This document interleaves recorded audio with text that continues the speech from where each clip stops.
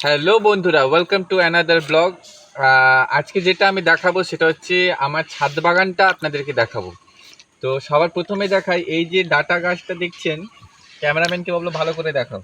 এই যে এটা আছে, যে এটা কিন্তু নিজে থেকে হয়েছে, মানে বীজ হয়তো পড়ে গেছিল, সেখান থেকে আমি বলবো জুম করে একটু দেখাও। মানে ডাটাটা এত সুন্দর হয়েছে যে আপনারা দেখুন একবার, বাজারের মতো হয়েছে একদম।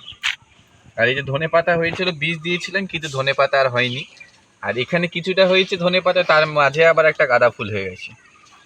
তো এবার বাকিটা ঘুরে ঘুরে দেখাবো ভুট্টা গাছ আর কি কি তুলেছি এখন দেখাই আপনাদেরকে। এই যে কিছুটা ধনেপাতা তুলেছি, 4টে বেগুন, আর এই যে কিছুটা টমেটো আর ভেন্ডি তুলেছে। এইগুলো হয়নি এখনো, গাছে ভেন্ডি ছোট আছে, এই কটা ভেন্ডি আর এই যে লঙ্কাগুলো।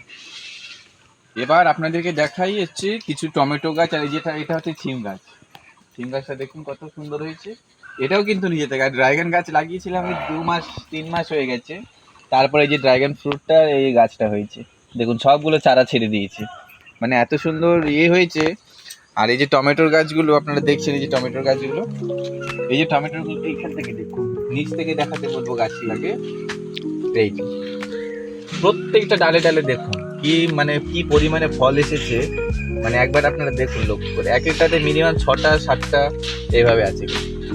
যেমন এটাই দেখুন, মানে এত সুন্দর হয়েছে। এটা কিন্তু আপনি বাড়িতে রেখে দিন, 2-4 দিন রেখে দিলে গরমে হিটে কিন্তু আবার এটা লাল হয়ে যাবে।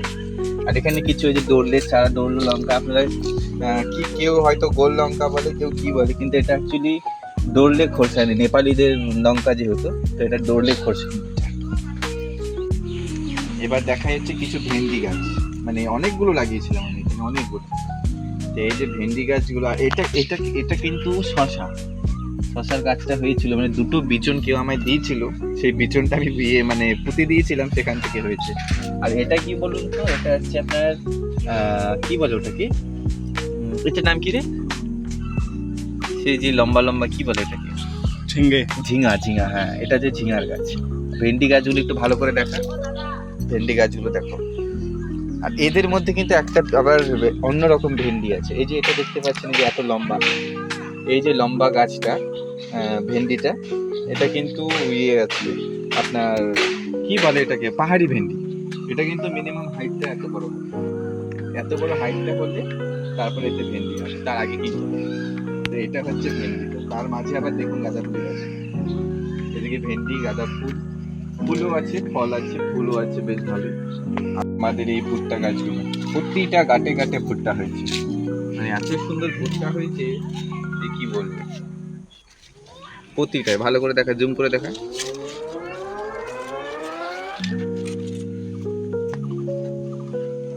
প্রতিটা গাটে গাটে আছে।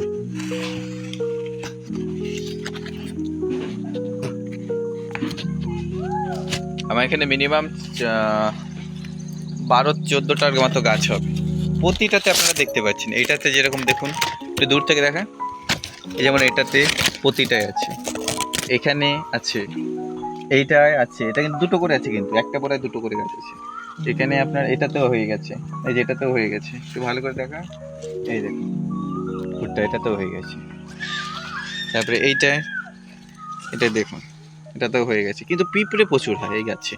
আর এই যে এগুলো দেখতে পাচ্ছেন যে নোংরা আছে, যে এগুলো হচ্ছে এই যে এগুলো বৃষ্টি পড়েছে, তার জন্য এগুলো গাছের মধ্যে ঝরে ঝরে পড়ে। এটাতে বাকি আছে, এটাতে, হ্যাঁ এটা এই গাছটায় বাকি আছে, কিন্তু প্রচুর পিঁপড়ে হয় গাছটা। সব কিন্তু আমি বোরায় লাগিয়েছি, জল প্রচুর খায়। এটাতে দুটোতেই হয়ে গেছে, এটাতে একটাই হয়ে গেছে, এটাও হয়ে গেছে। এটা একটু টেরা হয়ে গেছে গাছটা, সেটা একটু হাওয়ার কারণে হয়ে গেছে। কিন্তু মোটামুটি এইটুকু জায়গায়, পুরো দূর থেকে দেখা, এইটুকু জায়গাটার মধ্যে পুরো গাছটায় কিন্তু ভুট্টা ভরে গেছে। এবার ফাইনাল দেখুন, এখানে হয়ে